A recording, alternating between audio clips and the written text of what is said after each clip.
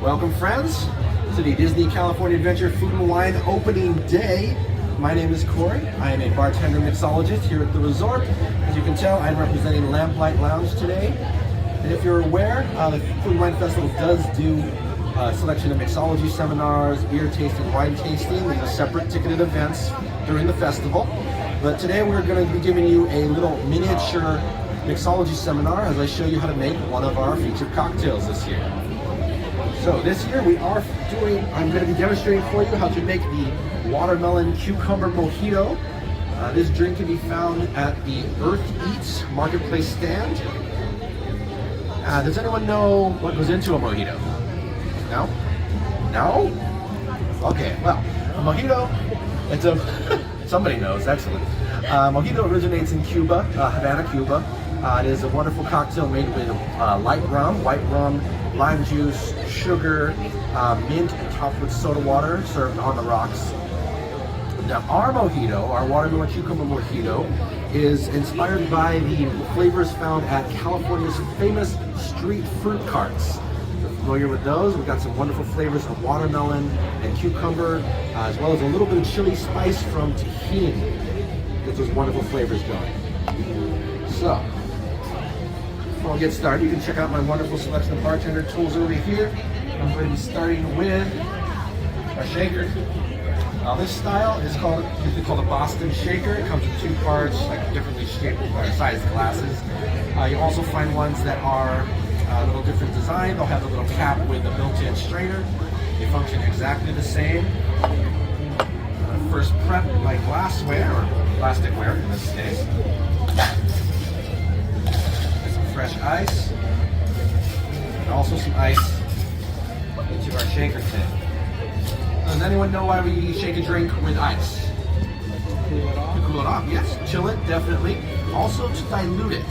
I know that might not be how you do it at home, but a traditional cocktail should include at least 1 part water. So we're going to start with the ice. We're going to start with another tool. This is our measuring device. This is usually called a jigger. That does come in other designs. They all function exactly the same. This is what's used to measure your ingredients. I'm going to start off with some lime juice. Now, of course, fresh lime juice is always ideal. You'll usually do that by taking a lime and juicing it, usually with one of these things. Unfortunately, in the interest of time and not giving the bartender carpal tunnel, we are going to be using bottled lime juice today. Functions exactly the same. Start off with 3/4 ounce of that. Right into our mixing tin. Next up, we're going to use our flavored syrups. We're going to go with watermelon. This one is a 1/2 ounce. There we go. And then our cucumber, always a favorite in those little fruit cups you can find. Beauty. And then we're going to be using this mojito mix syrup. Now this is going to take the place of our sugar and mint. This helps get those wonderful flavors in there. Wonderfully refreshing, especially during warm weather. We're still waiting on that. There we go. And then we're moving on to the main feature, of course, the alcohol. Everyone's favorite. We've got our watermelon pucker, watermelon schnapps. And that's going to be 3/4 ounce. Oops. A little overzealous there. And then we're going to be using our white rum. Now this one is Flor de Caña. It's a wonderful white rum. They're very sustainable, very economic, or environmentally friendly. Please let them know if you have a chance. Make some very nice stuff. This is 1.25 ounces. Beautiful. All right. Now comes the fun part, the shake. So to operate a Boston shaker, you're going to take the little side, put that into the big one. Make sure it's seated. You're going to find out very quickly if you've done this correctly. Also, you're in the splash zone if they didn't tell you. To properly operate this, you're going to grab it with one hand, holding the two together. Bottom hand is going to support it. And you're going to shake vigorously. Now, despite what you might see in other places, a good cocktail shake should take anywhere from 15, 20 seconds. Depends on the ingredients you're using, the cocktail you're making. Big reason for doing that, not only to dilute the drink properly, but when you're using thicker ingredients like the syrups or even like egg whites. It's going to impart air into the drink, froth it up, give it a much smoother mouthfeel. And it's very cool. Now comes the second fun part, breaking these apart. This is almost an art in and of itself. Usually a nice little twist, break the seal, and it should come out like that. Again, if you don't do that right, you might end up wearing your drink. Be cautious. We're gonna grab another tool. This is our wonderful cocktail strainer. Now these, of course, come in all different designs and sizes too. They all function exactly the same. It goes into the large tin here. To operate this, you're gonna grab it kind of like a baseball.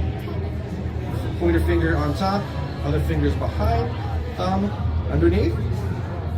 Get set, and then turn your wrist. And there goes our wonderful cocktail into our glass. Now, we're not quite done, because as we said before, a good mojito gets soda water.